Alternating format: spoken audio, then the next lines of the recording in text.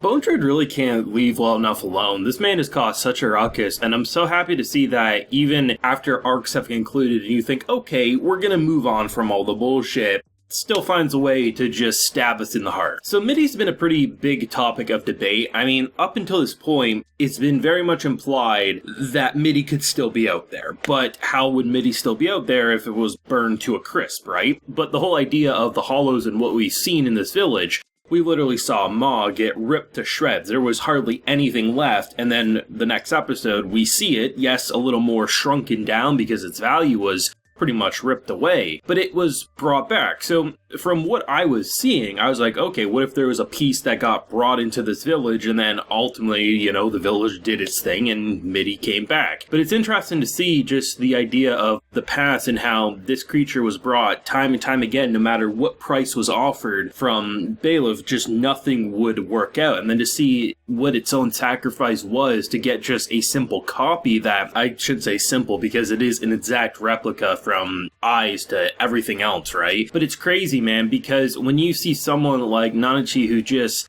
this is a friend, this is a loved one, and just the thought of like it's suffering still, right? It's not even just like it's there chilling. This is an unlimited amount of food, literally getting straws put into its body and being sucked out because it's an infinite amount of food. The initial whole death scene was like a way to like let it pass on, seeing it happen again, even if it's technically a copy, like just that has to be a fate worse than death for her. And to see the fact that she sacrificed herself so it would be okay, it's interesting because now we're at this conundrum where Riko's not an idiot, very much has learned to barter, so I want the entirety of you, you human child, that is what I will do to free them. Well, you know, obviously I know how precious I am, let's talk this out. You're right. But the issue I have here is all three options will get her killed. You can give up your eyes, and apparently, no matter which you choose, you will live. That is part of the agreement. It's not like you're going to bleed out. So you can lose your eyes and no longer be able to see, which I guess they have a way out because the little creature that she is holding on to,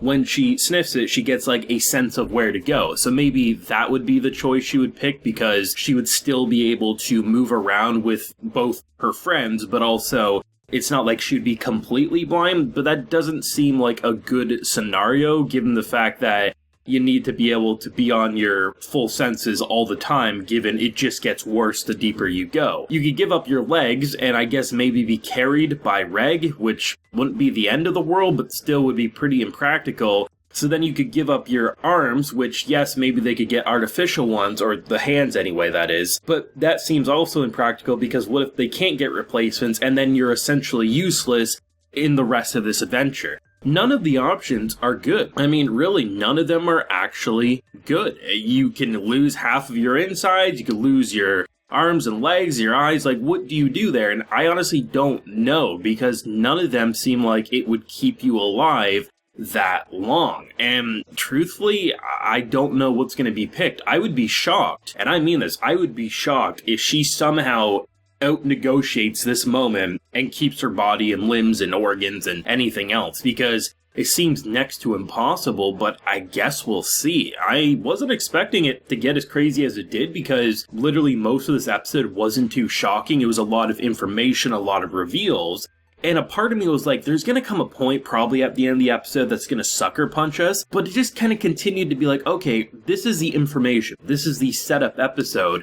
It's not going to rip apart this creature again, or it's not going to rip apart Ma again. But then it hits you and you're like, this place, you know, on one hand, you can kind of see where the girl's coming from who was imprisoned. I'm obviously drawing a blank on their name because so many characters to remember. I have my anime list when I'm editing the video, so I'll know. But in the moment of recording off the top of my head, it's a little hard to remember all the names. But the girl who was essentially prisoned and just, you know, captured and just was basically hooked up to the most horrifying life support one could imagine. It's interesting because, like, this punishment, even though it is such a gross punishment, all things considered, like you're essentially locked away in a cave, your only companions are these shadowy blobs that are used to kind of like strip one's value if something happens. And the whole idea that even though this village has took so much, she still looks at it as like, at least they're still here. That yes, they lost their human bodies, but these kids are still alive. And it's like a glass half full situation, but it's hard not to say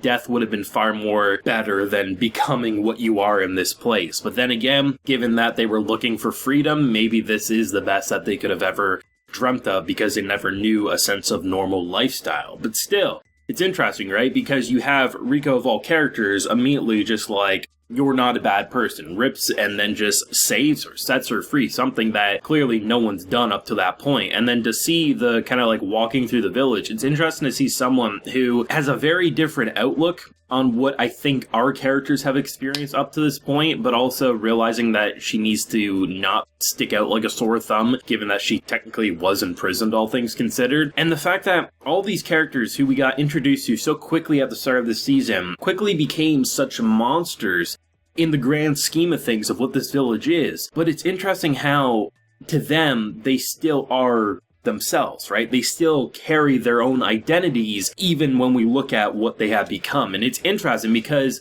on one hand, you have to wonder, maybe there's something to what they're saying that, you know, despite there being these bad actions, they don't mean to do harm. Maybe it is just an unfortunate accident and they mostly are still quite good. But it's hard not to just naturally look at them and say, we gotta run from this village as soon as possible. We gotta scam Bailiff out of getting Nanachi and Midi back and just run for the hills. But at the same time, it's hard to imagine how you could do that. And seriously, this is without doubt the most interesting arc Made in Abyss has delivered, but it's also, I think, the most difficult to predict. I think in prior arcs, you have a general idea of where character actions and character motivations are going to lead us, but I truthfully don't know where things are going to go here, because most of them have turned into such monstrosities, and the ones who haven't were hooked up to demonic life support by the looks of it. And I have no idea where they want to go with this bartering deal, but it ain't looking good. When it comes to Reg, I mean, he gets reunited with Bioshock Big Daddy over here, who apparently can talk, wasn't quite expecting that, but reveals quite a bit of information about what he does and also seemingly what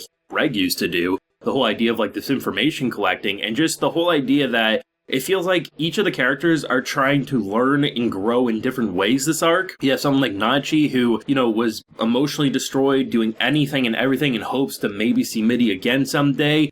And now we see where that led her. We have someone like Riko who is going out of her way to learn this language, get acquainted with this village, trying to do the best she can, but now is in a situation where even she has to be thinking, if there's a way I can scam out of this, I gotta do it. And then, of course, you have Reg, who has so much mystery about how the hell did someone know this name that was given to me by a human girl on the surface, but you're way the hell down here. Is there some time discrepancy shenanigans going on? Also, who the hell am I really? There's so much we don't know about this world, and it's interesting to see how Made in Abyss, which started out as one of the most fascinating worlds in the anime medium at the very beginning of its first season, continues to get way more fascinating the deeper we go, if not more terrifying all at the same time. For an episode that wasn't all that scary, it was a little creepy, but it wasn't too scary, all things considered for the most part. It turned into something with the worst possible deal on the table, and I really don't see how you get out of that unless someone else pops up and offers something in exchange, but I guess we'll see. Thoughts down below, theories if you got any, do let me know. Be sure to leave a like if you enjoyed and subscribe if you're new around here. Until next time everyone, please take care and have a good one.